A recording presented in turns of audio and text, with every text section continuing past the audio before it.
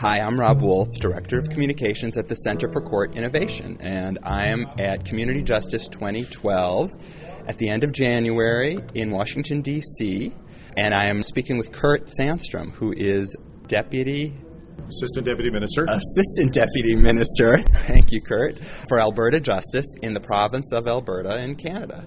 And I understand that you in Alberta are exploring the possibility of creating a community court. So maybe you could tell me a little bit about where you are in the process and what made you interested in the first place. It's a long story, so I could go back in time to about 2009 when we started looking at this issue. And we have a stakeholder vehicle called the Justice Policy Advisory Committee that is co-hosted by the Minister of Justice and the Solicitor General. And we had presentations at that meeting outlining some of the innovative work that was going on in the United States, notably the Red Hook Community Court, and also looking at a lot of the things that were going on in Canada, the Victoria Integrated Court and the Vancouver Community Court and the drug courts. And we were looking at a number of silos that were popping up depending on the needs or circumstances of the offender. So, for example, if you were addicted, you could get into the drug court program. If you had mental health issues, you qualify for mental health diversion. If you went down the road and were homeless, then you could get into the Pathways to Housing program that would look at your justice needs. And so the Justice Minister, who is now our Premier at that point in time, and along with the Solicitor General, said we need to look at how we break down these silos and look at it in a more holistic manner.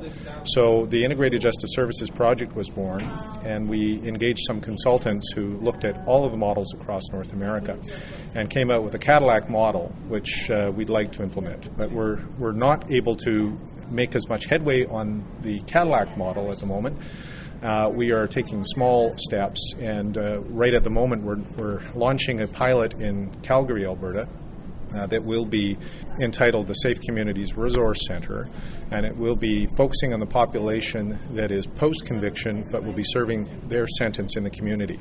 And the idea would be to refer them to a program that has a joint assessment team of probation and health services members who also have all the supports of housing, mental health, alcohol addictions counseling. We'll be working in partnership with community organizations to essentially create a center with wraparound, holistic, integrated services down the road. And so you'll note that the court is not involved in that project at the moment because we're trying to focus on the government services and the other support services in that offending population that is post-sentence but serving in the community. We then hope to evaluate and proceed to other phases of the project that will look at pre-conviction and we'll also look at pre-charge because the police population are saying, or the police officers are saying, we need some sort of solution to deal with diversion without charge. And so all of this will be considered and evaluated in the fullness of time. And when you say the court's not involved, you mean because it's post-conviction? Correct. Because it's post-conviction and these offenders are put on probation, at the moment the judiciary will not have really much to say, nor will defense or Crown. It will be a determination based on the probation officer's assessment of whether the offender would qualify for the Safe Communities Resource Center, and then if they do so qualify, then one comprehensive treatment plan will be set up for them.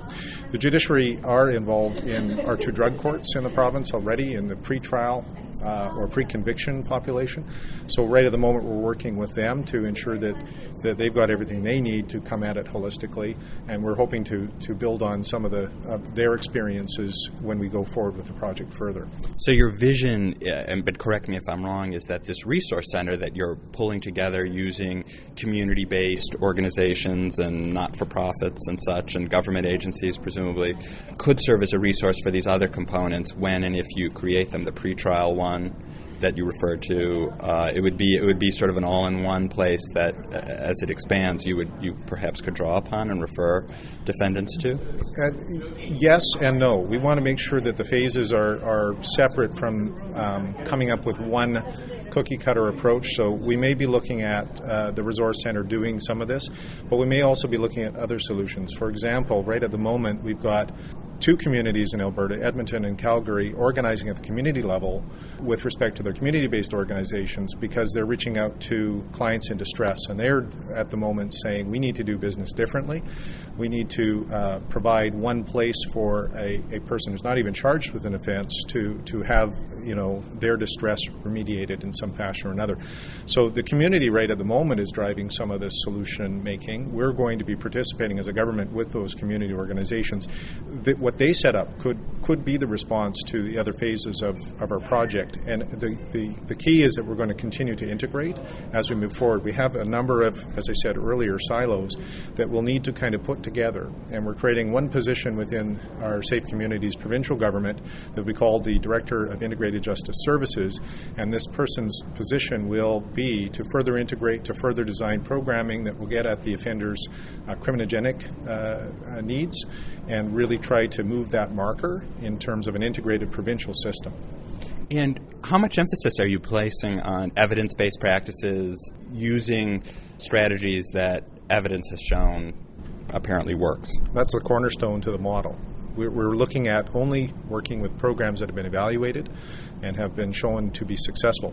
And that's difficult within Alberta to ensure that we have the knowledge base that we need to draw from that. There's quite a bit of work going on across North America and worldwide, I think, in this area. And we really want to set ourselves up as experts in that fidelity in the science and build from that and also contribute to it. So, for example, our Safe Communities Initiative has funded 88 crime prevention pilot projects across Alberta, all of which have to be evaluated from a social return on investment as to what will work in preventing crime. So even getting further upstream, and what are we doing to prevent crime? And all of that evaluation and research will help infuse our approach provincially, and will also hopefully contribute to the literature across North America on what works. So I understand you visited the Red Hook Community Justice Center. Have you seen other community courts? And if so, are there things in particular that you want to try to replicate? And are there things you think will not work in Alberta? I haven't personally visited any of the community courts other than the Victoria Integrated Court, but the team has, and our consultants have gone out to Dallas. They've seen Red Hook, they've seen Vancouver. So really, we're not sure exactly how we're going to replicate this. It's certainly not a cookie cutter approach. We're going to be seeing what works and what doesn't. So right at the moment, we're just struggling to get the government services together and working differently. And at that point, we're going to build community in. And so we'll be looking at these other models to see what their successes are, drawing from them, and then hopefully, replicating something that's going to get at that criminogenic aspect. And one last question. I know you're kind of early in the process. It sounds like you've done an incredible amount of research, and now you're putting in, you're taking steps to move forward with the plan. Are there any lessons that you've learned so far about that you might share that might help someone else who's exploring the possibility of creating this integrated approach or something like a community court? Yeah, I guess the first learning I would have is it's not often that state or provincial or federal governments will attempt to do this from the top down. We've attempted to do it from the top down, drawing upon the experiences of more community-driven success stories. It's difficult driving it from the top down. What I've encountered is that oftentimes change is slow to come to systems, especially government systems. In the future, I might look at another approach as a provincial government going into this, whereby we actually empower the work that's going on in communities and are there to enable and facilitate the work that would be happening there, and let the models come up. In a perfect world, I guess you have to be top down and bottom up. And so don't forget the bottom, the community. The community is critical in the solution. Every community is different. Every organization or community has different organizations, and they all have to be engaged. And it is difficult for government to know what is going on in that area. And so we need to find a way to make sure the bottom is coming up to the top and the top is coming down to the bottom. Very interesting. Well, thank you very much, Kurt Sandstrom. I appreciate your taking the time to talk to me. I've been speaking with Kurt Sandstrom, who is Assistant Deputy Minister in Alberta Justice.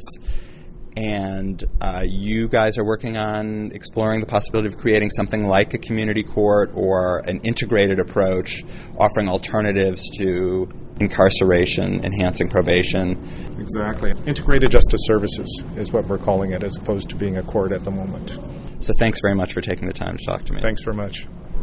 I'm Rob Wolf, Director of Communications at the Center for Court Innovation at Community Justice 2012. To hear more of our podcast, visit www.courtinnovation.org. Thanks for listening.